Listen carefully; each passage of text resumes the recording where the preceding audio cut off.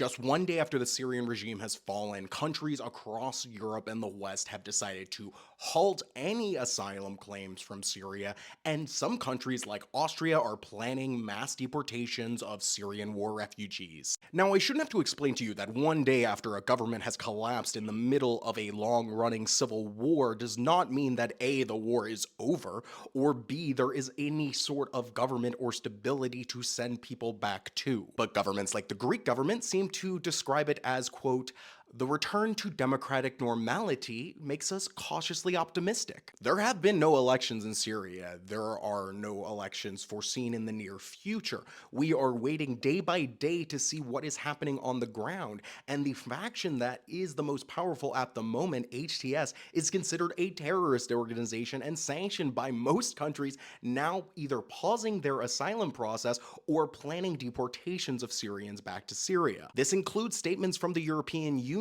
saying that they are not going to engage with HTS full stop. How can it be democratic normality if all of these countries are not going to have normal relations with this so-called democracy? It is them wishing just so that they can justify their deportation plans. Austria's interior minister from the Austrian People's Party, a so-called Christian democratic party built on Christian social values, stated, quote, I have instructed the ministry to prepare an orderly return and deportation program to Syria. Much Christian value sending people back to a war-torn country immediately after the regime has fallen. More than 15 countries, including Belgium and Sweden, have also blocked applications. Many are saying they're trying to prevent people from the Assad regime fleeing, but many of these people, thousands, have been stuck in the process for months or years at a time. To close, I'd like to bring up a comment I got about another story about refugees, saying that videos like this one are actually helping the far right because it just shows that the left only cares about foreigners.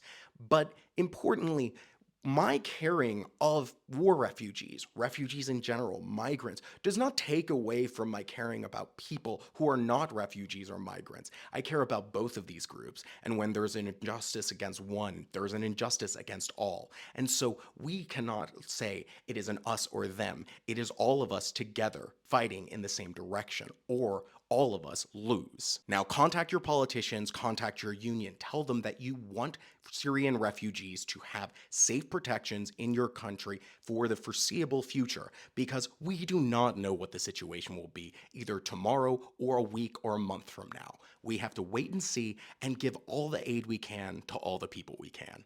Thank you.